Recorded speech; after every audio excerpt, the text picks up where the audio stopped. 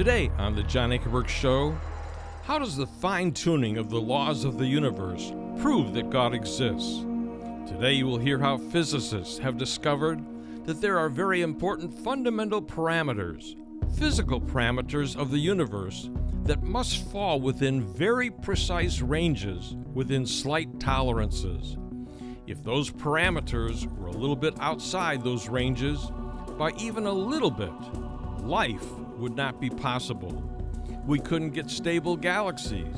We couldn't form planetary systems around those galaxies. In some cases, we couldn't even get basic chemistry off the ground. Sometimes physicists talk about the Goldilocks universe in which we live, that has fundamental forces that are not too strong, not too weak, they are just right. Why do such scientific discoveries and such a universe as ours point to the existence of an all-knowing, all-powerful God? My guest today is Dr. Stephen Meyer, who received his PhD in the philosophy of science from Cambridge University in England. And his book, The Return of the God Hypothesis, is a USA Today national bestseller. We invite you to hear this special edition of the John Ankerberg Show.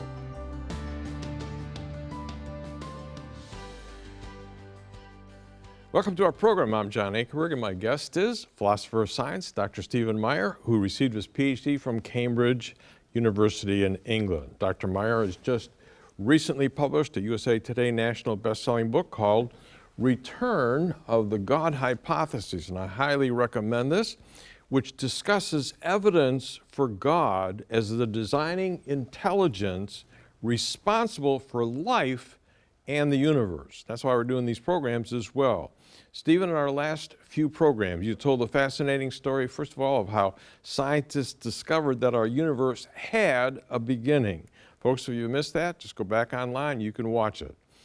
Then you talked about why that discovery supports a God hypothesis, that God really exists and is involved in our world.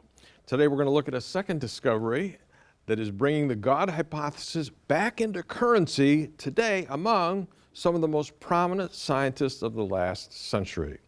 One such example is the famed Cambridge University astrophysicist Fred Hoyle. He started out as a very staunch atheist, and then he changed his mind based on the discoveries about the origin and structure of the universe, what's ironical, that he himself made. Hoyle discovered something known as the fine-tuning of the universe. So Stephen, can you first describe what exactly physicists mean by fine-tuning, and give us a couple examples of it? Yeah, absolutely. Physicists have discovered that there are very important fundamental parameters, physical parameters of the universe that must fall within very precise ranges or within slight tolerances, such that if those parameters were a little bit outside those ranges, by even a little bit, life would not be possible. We couldn't get stable galaxies, we couldn't form planetary systems around those galaxies. In some cases, we couldn't even get basic chemistry off the ground. Anything more than hydrogen atoms would be impossible unless you get these parameters just right. So oftentimes physicists talk about a Goldilocks universe, where the fundamental forces are not too strong, not too weak. The force that causes the expansion universe is not too strong or too weak. The masses of the elementary particles are not too heavy, not too light. The speed of light is not too fast, not too slow. Everything falls within this sweet spot. Everything is just right. Just right, as in the Goldilocks and the Three Bears story. One physicist, Luke Barnes, a physicist from Australia, who's written a very important book called The Fortunate Universe. And he's emphasizing this very just right character of all these different physical parameters. So a couple examples. The force of gravity turns out to be very important. If it's a little bit stronger, then the stars would burn up too quickly, and we would never get the heavy elements that form within the stars. If it's a little weaker, the atoms within the stars wouldn't overcome electromagnetic repulsion and would never form into heavier elements that are needed, for example, carbon. Another example is the mass of the quark, one of the elementary particles. A little lighter, bad result, a little heavier, bad result. And in each case, the ranges in which the sweet spot resides are extremely small in relation to the possible range of values or strengths of these parameters. Yeah. So let's go back and talk about Fred Hoyle for a moment.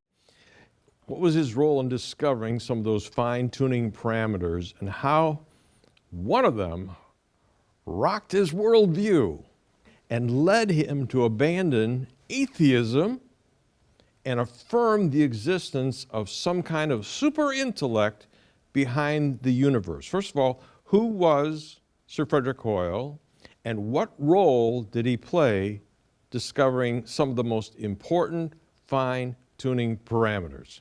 Well, you'll remember we encountered Sir Fred Hoyle, Professor Hoyle, in the previous discussion of the Big Bang. That's right. Because he formulated an alternative hypothesis to the Big Bang because he was, as he put it, metaphysically opposed to the idea that the universe should have a beginning. He was quite explicit that he thought the Big Bang had clear theistic implications. He was a committed philosophical naturalist or atheist. Very committed. And so he wanted to come up with a theory that would preserve his naturalistic, no-God worldview. And the steady state was the theory he came up with, later refuted by the discovery of the cosmic background radiation, which we discussed in a previous episode. But Hoyle was very committed initially in his career to that philosophical perspective, of a more materialistic or atheistic perspective. But he was working in the 1950s on trying to explain a puzzle that greatly interested him, which was, how do we explain the abundance of carbon in our universe? And for all intents and purposes, he realized that carbon was essential for life. Carbon forms long chain-like molecules that can store information. For example, in the DNA molecule, it stores information and it has a lot of carbon in it. So he realized that carbon was essential for life, but it was very hard to conceive how carbon might have originated. And the standard way of thinking about the origination of heavy chemical elements was that they would gain elementary particles one at a time and gradually build from simple elements like hydrogen and helium up to more complex elements like carbon. Carbon has an atomic weight of 12. And so I have a little graphic to show that shows the problem. And there was a term of art that the physicists came up with to describe the problem. They called it the 5-nucleon crevasse. And what they realized was that if you added a proton or a neutron, protons and neutrons are also called nucleons. So if you add one of those things one at a time, you can get from hydrogen to helium, no problem.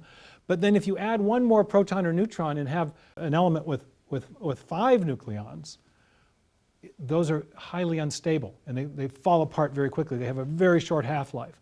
So it was really hard to imagine how you got from helium with an atomic weight of 4 to carbon with an atomic weight of 12.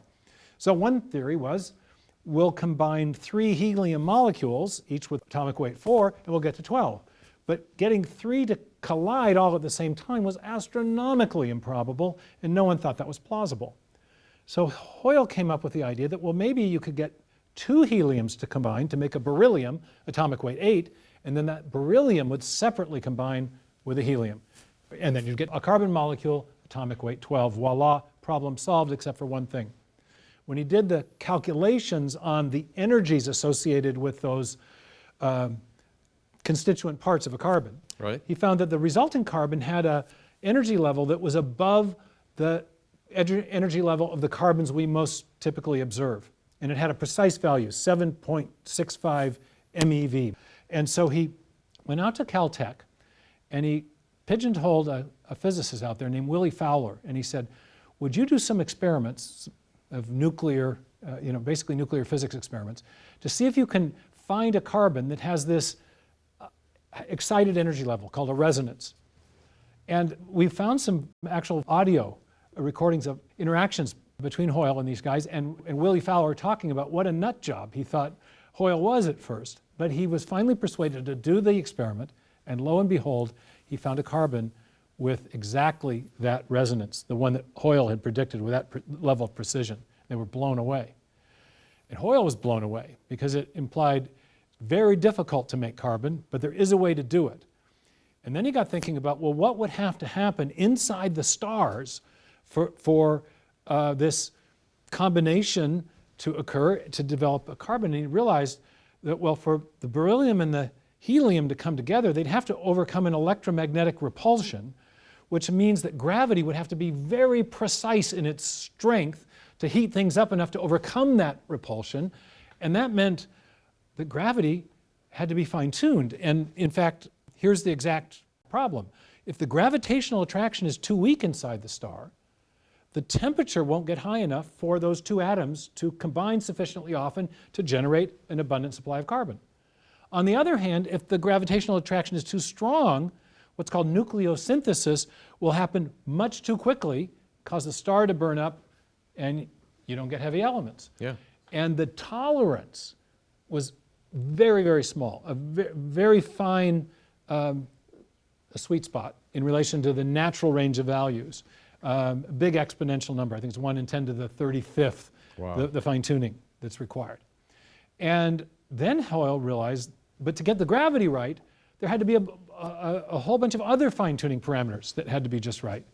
And so later, as he was reflecting on his own discovery and subsequent discoveries of other fine-tuning parameters that physicists revealed, he was quoted as saying, "A common sense interpretation of the data suggests that a super intellect has monkeyed with physics and chemistry in order to make life possible." He says there are no random forces in nature. Everything is finely tuned, and that suggests a fine tuner. And so he shifted from his earlier Did a complete strident flip. atheism Yep. to a kind of proto-theism. And I had the opportunity my first or second year in grad school to meet and talk with Hoyle. He gave a talk on the origin of life. And I told him about some of the things that I was thinking about as far as the digital code in DNA, how that pointed to a designing intelligence. And we were walking from the auditorium where he'd given the talk back to one of the colleges for a reception. And when he heard me say intelligence, he pulled me aside and he said, "Here, walk with me." And he said, "Yeah, there's no question that if we could invoke an intelligence, it would explain a lot about what we see both in the universe and in Wow. life." Wow. So we had a major shift of worldview as a result of his own discoveries about fine-tuning. All right, the fine-tuning parameters that Hoyle discovered weren't the only ones that physicists have discovered. Can you describe some other especially dramatic or precise examples of cosmic fine-tuning? Sure. There's a couple different classes of fine-tuning evidence. One has to do with the strength of these fundamental forces: gravity, electromagnetism, the strong and weak nuclear forces. And all those forces must fall within very narrow ranges to allow, for example, the production of life-essential chemicals or even very basic chemistry of any kind. And often the ratios between those forces are critical as well. But in addition to that, there's other types of fine-tuning that relate to the initial conditions of the universe, the configuration of matter and energy at the very beginning. We live in a universe that's fairly nicely ordered. We have these beautiful spiral galaxies, and inside the galaxies there are solar systems, and in our solar system we have everything arranged in just the right distances, and Earth has the right axial tilt from the sun and so forth to allow for the possibility of life. But getting even orderly galaxies depends upon a highly ordered set of initial conditions. You may remember that in the old days, if civil engineers were building a tunnel through a mountainside, their term of art was they would configure a charge. They would set up a dynamite charge, but they would put it at just the right angle in just the right place so the hole would be blown through the mountain in just the right way so that they could put the road where they wanted it. And in the same way, the arrangement of matter and energy had to be highly configured in a very specific way at the beginning of the universe to produce the highly ordered structures that we see today. The order that we have today is reflective of an even greater order at the beginning of the universe. And there's a great physicist from Britain, Sir Roger Penrose, who's made calculations as to the degree of fine-tuning that would have been required in the configuration of the initial conditions of the universe. It's called the initial entropy fine-tuning. And the number he's derived has just blown people's minds. That initial configuration of matter and energy is fine-tuned to 1 part in 10 to the 10th power raised to the 123rd power. It's called a hyper-exponential number. 1 in 10 to the 10 raised to the 123. So that's a mind-blowing degree of precision. Another fine-tuning parameter, and this is maybe a little bit easier to illustrate, is the fine-tuning required to get the universe to expand at the right rate so that stable galaxies and planetary systems can form, and so that the universe doesn't collapse back on itself on the one hand, or dissipate into a kind of cold heat death on the other. That's known as the cosmological constant, which we've been discussing, and the fine-tuning associated with the cosmological constant that we have in our universe, the force of outward push, is 1 part in 10 to the 90th power. That's an accepted number and among physicists. And to put that in context, we could think about the fact that there are about 10 to the 80th elementary particles, electrons and protons and quarks and so forth, in our visible universe. So getting the right degree of outward push for the cosmological constant would be equivalent to trying to find, blindfolded, floating in free space, 1 marked elementary particle out of all the particles in our universe. But we wouldn't just have to be looking in our universe, but instead 10 billion universes our size for 1 marked elementary particle. That's the degree of precision, or correspondingly the improbability associated with getting the fine-tuning right for just that 1 parameter of the cosmological constant. Yeah, and you have to do it quickly too. At the right time, at least. Yeah. Yeah. Walk us through the logic of the design inference and how it explains the evidence of cosmic fine-tuning. Well, as Fred Hoyle has pointed out, he said that a common sense interpretation of the fine-tuning suggests a superintellect. Fine-tuning suggests a fine-tuner. There's another great Cambridge physicist who had a late in life religious conversion and became an Anglican priest. His name was John Polkinghorne, now Sir John Polkinghorne, recently deceased.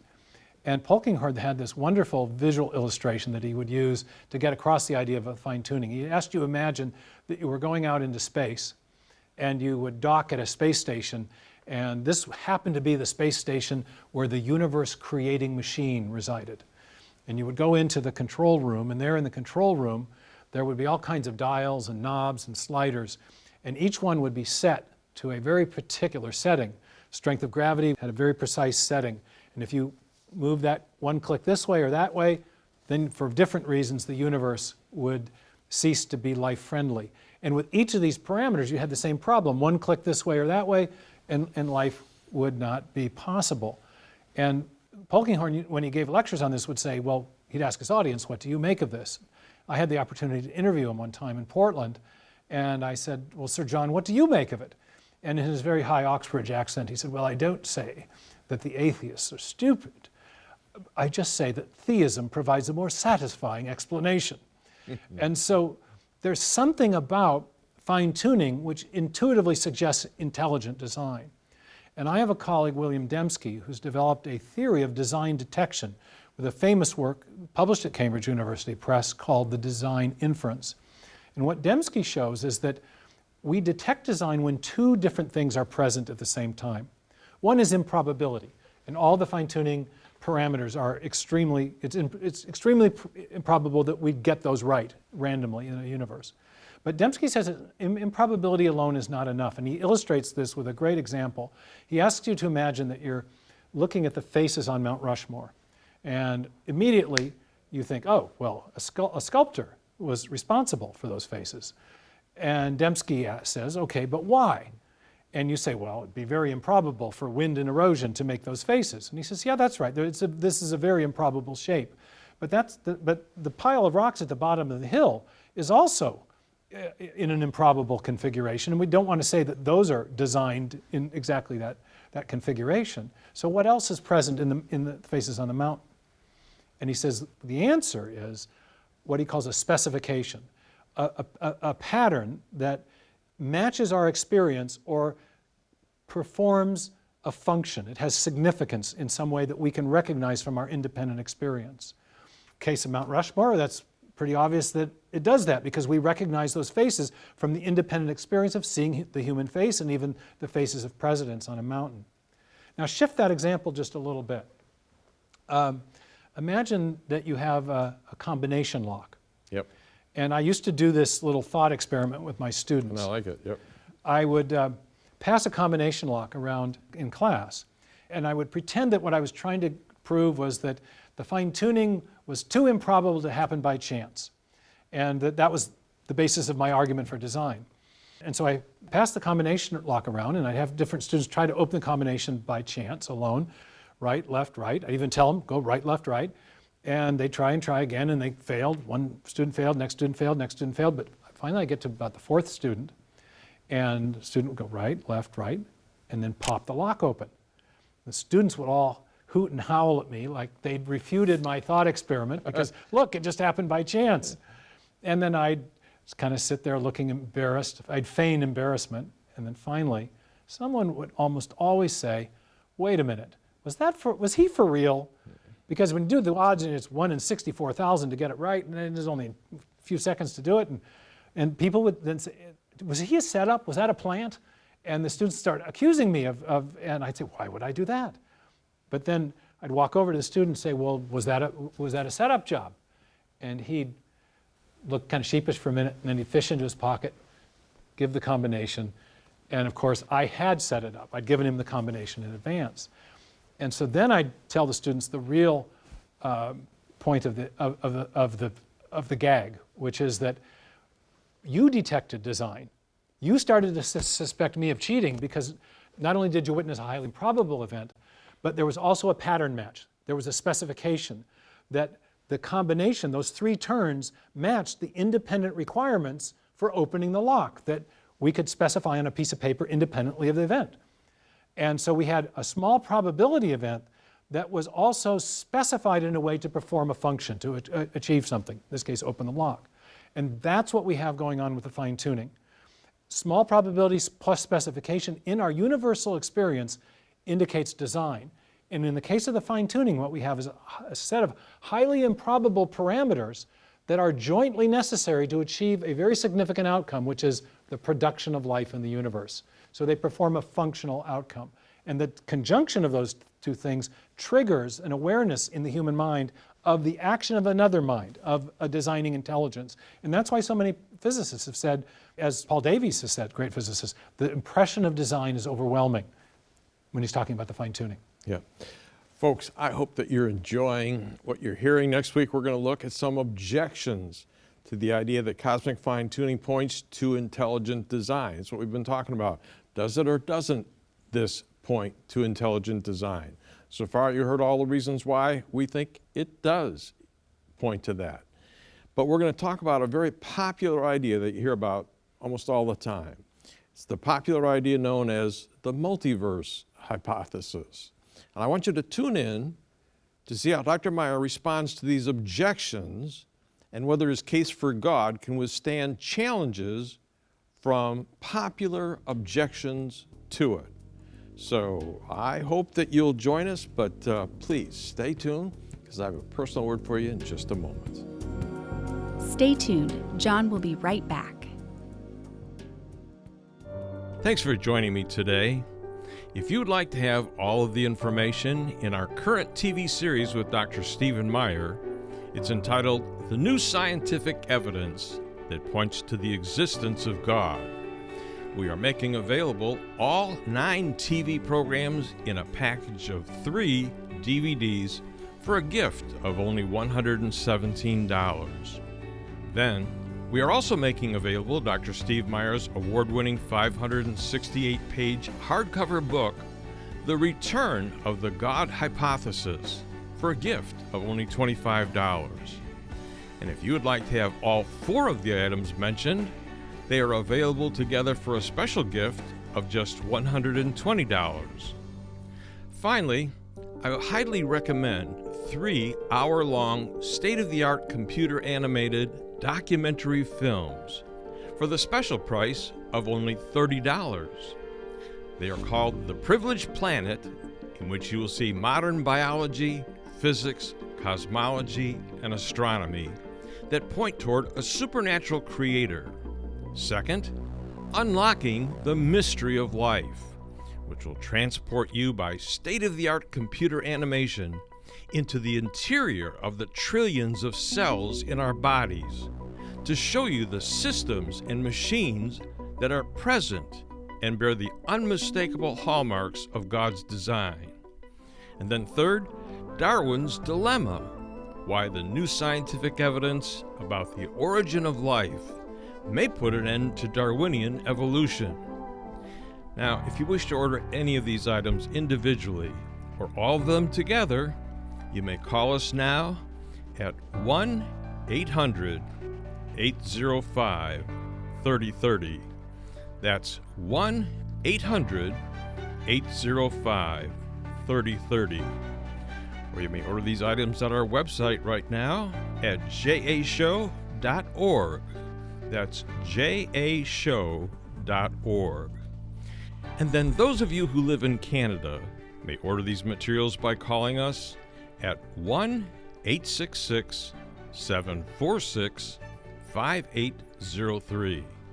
That's 1-866-746-5803. And our Canadian website is jashow.ca. And when we receive your gift, we will send you a receipt and a personal thank you. Next week on The John Ankerberg Show. Well, let's talk about the current go-to alternative materialistic explanation for the fine-tuning, and that's the multiverse. What is the multiverse hypothesis, and how does it purport to explain the origin of the cosmic fine-tuning that we see all around us? Well, the multiverse hypothesis is the idea that there are billions and billions and billions of other universes out there, causally disconnected from our own. After all, universe is a self-contained system. And that there are so many of these other universes, each with their own set of fine-tuning parameters and each set of initial conditions, that a universe with just the right combination of parameters would have had to arise somewhere. Even if it's very improbable, there's enough universes to render it probable somewhere, and we just happen to be in that lucky universe.